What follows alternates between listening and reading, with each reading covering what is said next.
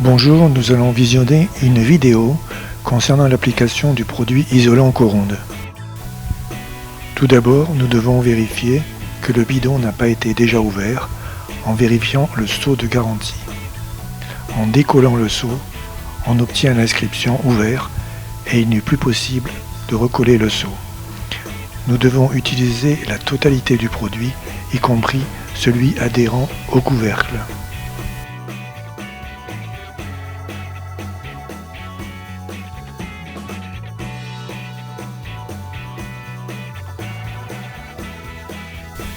La structure du produit Coronde est complexe. Il s'agit d'une composition liquide de polymère acrylique avec en suspension des nanosphères céramiques sous vide d'air. Par conséquent, il est très important de bien mélanger l'ensemble avant utilisation. Vous noterez maintenant que je mélange non seulement le produit circulairement, mais aussi de haut en bas.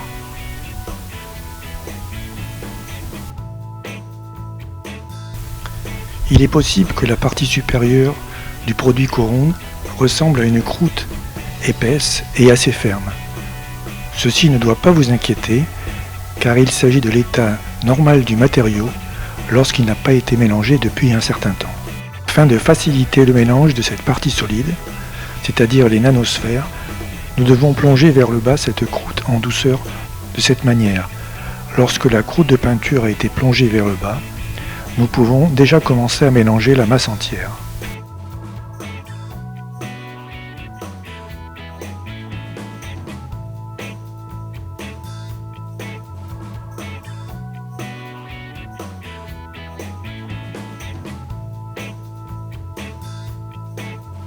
Un point très important est la vitesse de mélange des matériaux. La vitesse d'agitation ne doit pas dépasser 90 tours minute. Si vous utilisez un appareil professionnel avec un réglage de la vitesse de mélange, il est très facile d'en régler la vitesse.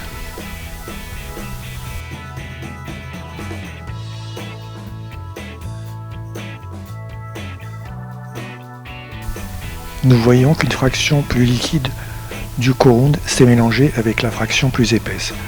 On voit clairement que le matériau n'est pas aussi épais qu'au début. Nous voyons aussi maintenant que le produit est prêt. L'essentiel est qu'il n'y ait pas de grumeaux. Si nécessaire, Coronde peut être dilué avec de l'eau déminéralisée. La consistance doit être choisie au cas par cas en fonction de la température ambiante, de la température de la surface traitée et de l'humidité ambiante.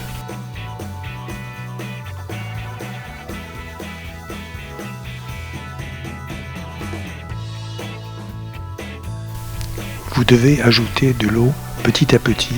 Il est préférable d'ajouter de l'eau en plusieurs fois et à petite dose. Il faut se rappeler que pour l'application de Coronde avec un appareil pulvérisateur, la pression ne doit pas dépasser 80 bars. C'est un point très important qui doit être absolument respecté car nous pouvons détruire les nanosphères et supprimer l'effet thermique.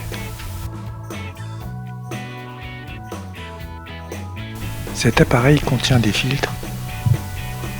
Nous avons un filtre d'aspiration dont le maillage est spécifique pour le produit Coronde. Ce maillage est de 30 trous par pouce carré.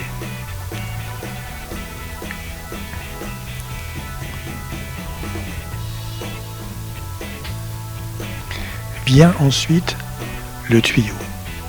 Il peut y avoir un autre filtre dans le tuyau. Selon le modèle de pistolet, ceux-ci peuvent avoir ou non des filtres. Ce modèle de pistolet est sans filtre, donc vous n'avez pas besoin de le chercher ici. Il existe un modèle de pistolet avec filtre incorporé. Ce filtre doit être retiré. D'une façon générale, tous les filtres de l'appareil et du pistolet doivent être retirés. Nous allons brancher bientôt l'appareil sur le réseau. L'appareil dispose d'un levier d'alimentation. Nous démarrons ici le pulvérisateur airless. Maintenant, nous devons faire circuler le produit Coronde à travers l'appareil. Pour ce faire, nous mettons ce levier sur l'appareil en position basse. La flèche pointe vers le bas.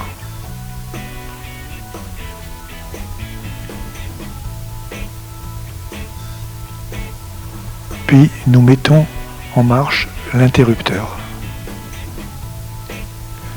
Maintenant, nous allons pomper le produit jusqu'à ce que le cône sorte de la ligne de retour d'une façon régulière et sans à-coups. Nous voyons pour l'instant que ce n'est pas correct.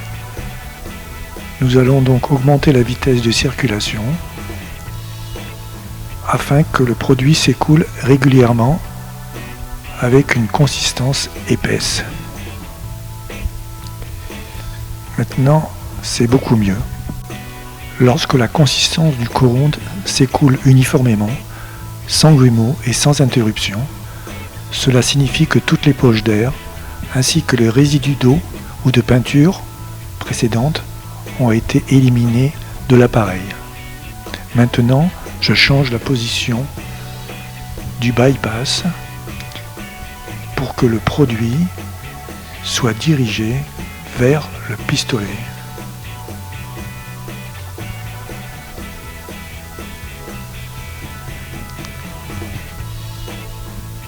En ce qui concerne le pistolet, vous devez faire attention au type de buse que vous allez utiliser pour l'application du produit Coronde. Le choix des buses est très important. Sur la buse, nous pouvons voir une référence à 3 chiffres. Le premier chiffre indique l'angle de pulvérisation. Le deuxième et troisième chiffre indiquent le diamètre de la buse. La référence de la buse dépend du produit projeté, de la dilution, de la température de surface et de la température ambiante. Veuillez nous consulter pour plus d'informations. Avant de commencer l'application, nous devons faire un test de pulvérisation. Ceci est nécessaire pour nettoyer le tuyau et l'appareil, car une certaine quantité d'eau et de peinture provenant de travaux antérieurs peuvent être restées dans l'appareil et dans le tuyau. Pour le test, choisissez une partie de la surface qui est moins importante. Par exemple, pour le test, je choisis une partie du mur où il y a déjà de la peinture. À partir de ce test, nous pouvons déterminer si la consistance et la structure de la peinture nous conviennent. Texture, angle de pulvérisation, couche superposée, consistance de la peinture. Mais veuillez noter que cette démonstration concerne tous les produits Coronde, façade classique ou Lotus. Seules les dimensions de buse et d'épaisseur varient. Pour le réglage de l'application des autres produits Coronde, veuillez nous consulter impérativement. Dans cette démonstration, je vais vous montrer comment je travaille avec le produit Coronde Anticorps qui est conçu pour les surfaces rouillées et corrodées. Vous notez que cette surface est très rouillée. Cette surface de taille réduite peut être débarrassée de la corrosion. Cependant, si la surface rouillée est très importante, le travail pour le nettoyage de la rouille peut coûter très cher et prendre beaucoup de temps. Le produit Coronde peut s'appliquer directement sur du métal rouillé. En premier lieu, nous devons retirer les morceaux de rouille qui se détachent ou qui peuvent se détacher pendant l'application. Après cette préparation, la surface est prête pour l'application de Coronde. Nous appliquons maintenant une première couche plus mince, pas plus de 0,3 mm, inférieure à l'épaisseur des couches suivantes.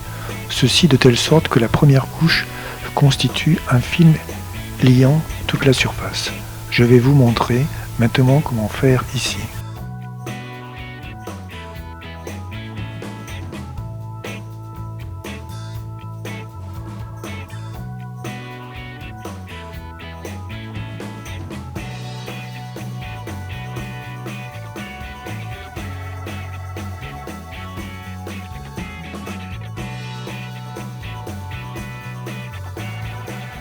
Maintenant, après cette première application, nous avons une surface proche de l'idéal.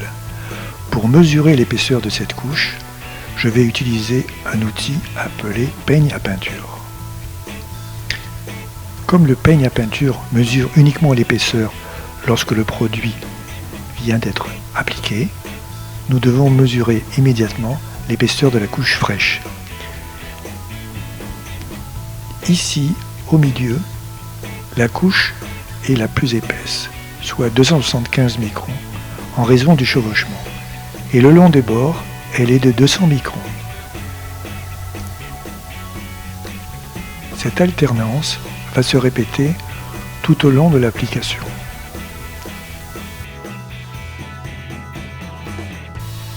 Suite à cette première application, nous pouvons voir l'alternance des passages à la verticale.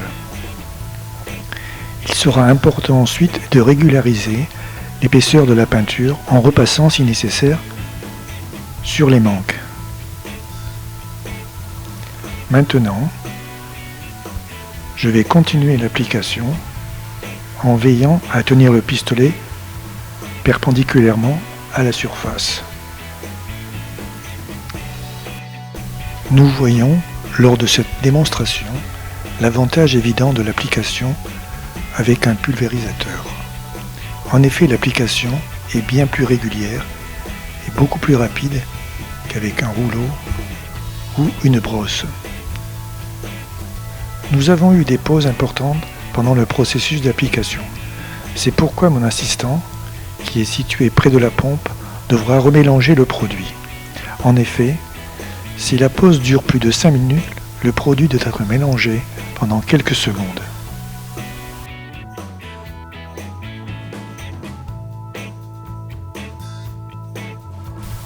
Maintenant, ce qu'on appelle un bourrage de buse s'est présenté.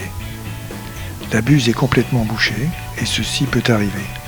La seule chose que nous faisons est de tourner la buse dans le sens opposé et de la purger. Une seule manipulation suffit, généralement pour libérer la buse. De nouveau, vous pouvez continuer l'application. Je continue l'application de façon à terminer donc la surface à peindre. Je repasse également du produit sur les manques apparus lors de l'application de la peinture.